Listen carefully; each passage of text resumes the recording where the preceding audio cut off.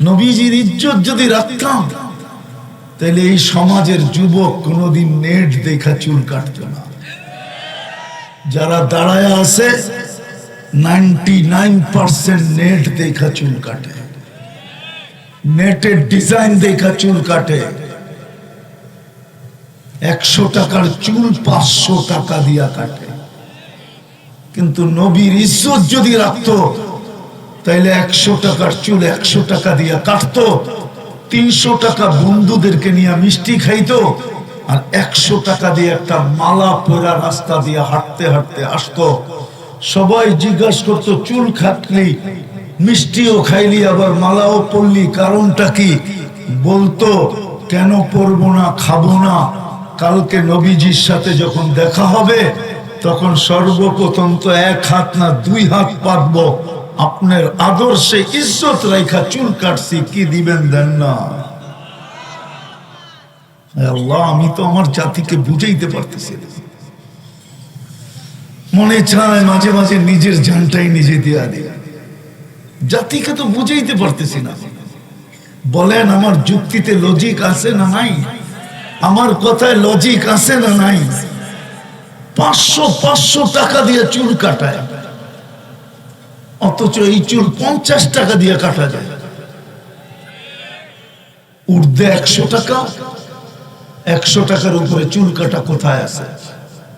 আর বলেন, যুবক যে নেটের ভিতরে সার্চ দিয়া নিয়ে গেল, স্ক্রিনশট দিয়া নিয়ে গেল, ওই চুল 100 টাকায় কোন জায়গায় কাটায়? বলেন আমাকে, বলুক যুবকরা, বলুক, কি 100 টাকায় কাটে?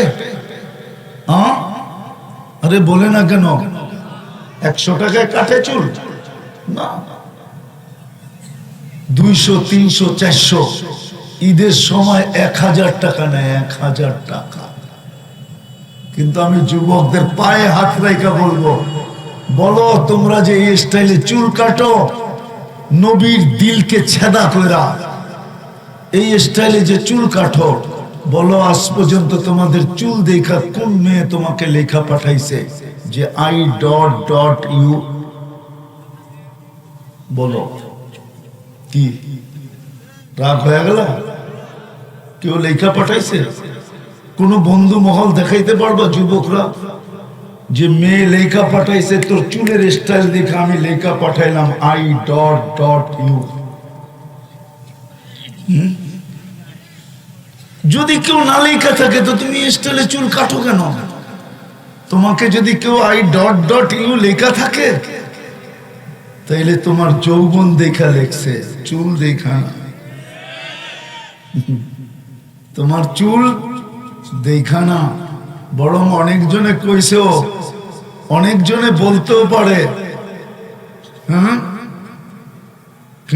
যে টিমিনকারীর বক্স রাইখা চুল কাটলি কোত্থেকা, ঠিক না? কিছু চুল তো এরকমও দেখা যায়, মনে হয় বাটি একটা রাইখা চতুর্দিক দিয়ে কাইটা ছেড়া দিয়েছে।